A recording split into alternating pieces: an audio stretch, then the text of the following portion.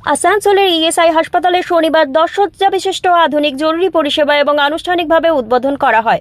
এই দুই পরিষেবা উদ্বোধন করেন রাজ্যের মন্ত্রী মলয় ঘটক। এই নতুন পরিষেবা চালু হওয়ায় এলাকায় সাধারণ মানুষ ও শ্রমজীবী রোগীদের জরুরি পরিস্থিতিতে দ্রুত ও উন্নত চিকিৎসা পরিষেবা পাবেন বলেই হাসপাতাল সূত্রে জানা গেছে। নতুন ইমার্জেন্সি ইউনিটে অত্যাধুনিক চিকিৎসা সরঞ্জাম ও পর্যাপ্ত চিকিৎসক নার্সের ব্যবস্থা রাখা হয়েছে, যাতে দুর্ঘটনায় হার্ট অ্যাটাক, স্ট্রোক সহ বিভিন্ন জরুরি ক্ষেত্রে তাৎক্ষণিক চিকিৎসা দেওয়া সম্ভব হয়। হাসপাতাল কর্তৃপক্ষের মতে এই উদ্যোগে আসানসোল ও পার্শ্ববর্তী এলাকার মানুষদের জন্যই অত্যন্তই গুরুত্বপূর্ণ। এছাড়াও হাসপাতালে থ্যালাসেমিয়া পরীক্ষার জন্য একটি অত্যাধুনিক স্বয়ংক্রিয় মেশিন স্থাপন করা হয়েছে। এই মেশিনের মাধ্যমে দ্রুত ও নির্ভুলভাবে থ্যালাসেমিয়ার রোগ নির্ণয় করা যাবে।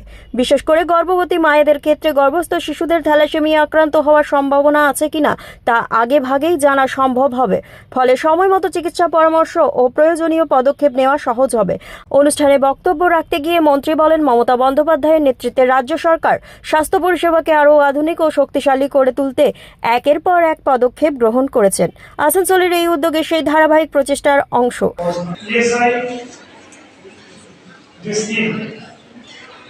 এই স্কিমটা দুভাগে বিভক্ত, একটা হচ্ছে ইএসআইসি, একটা হচ্ছে ইএসআই এমডি স্কিম।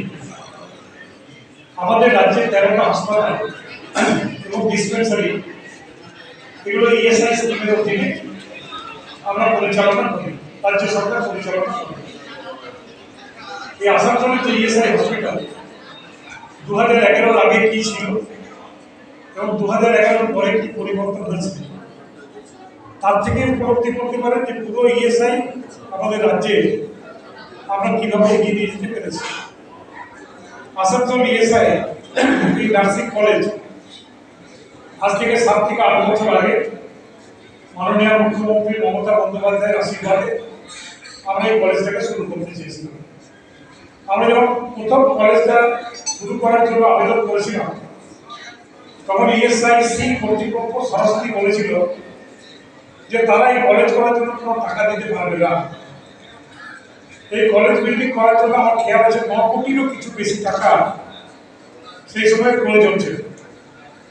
মাননীয় মুখ্যমন্ত্রী এক কথায় রাজ্য সরকারের টাকা থেকে এই কলেজ বিল্ডিং তৈরি করে দিয়েছিলেন এবং রাজ্য সরকার উদ্বোধনী অনুষ্ঠানে হাসপাতালের সুপার ডক্টর অতনু ভদ্র সহ অন্যান্য চিকিৎসক, নার্স ও কর্মচারীরাও উপস্থিত ছিলেন। নতুন এই পরিষেবা চালু হওয়ায় এলাকাবাসীর মধ্যে সন্তোষের পরিষেবা তৈরি হয়।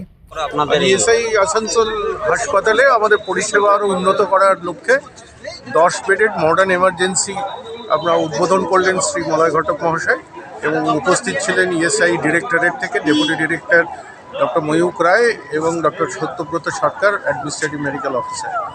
তো তাদের উপস্থিতিতে আমরা এই পরিষেবা আসানসোলের মানুষদের উদ্দেশ্যে উৎসর্গ করলাম।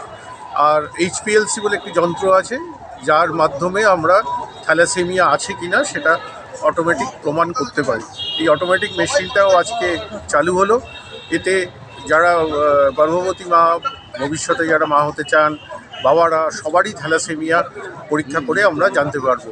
এটা আমরা দীর্ঘকাল বিভিন্ন রক্তদান আন্দোলনের সাথে যারা যুক্ত, তাদের একটা ডিমান্ড ছিল যে ডিস্ট্রিক্ট হসপিটালে একটা এইচপিএলসি মেশিন, সেটা অলরেডি আমরা জানি বসেছে এবং থ্যালাসেমিয়া কন্ট্রোল ইউনিট চালু আছে। এবার ইএসআই হাসপাতালেও এই মেশিনটা বসলো এবং আমরা এই পরিষেবাটাও সাধারণ মানুষদের জন্য দিতে পারবো। এবং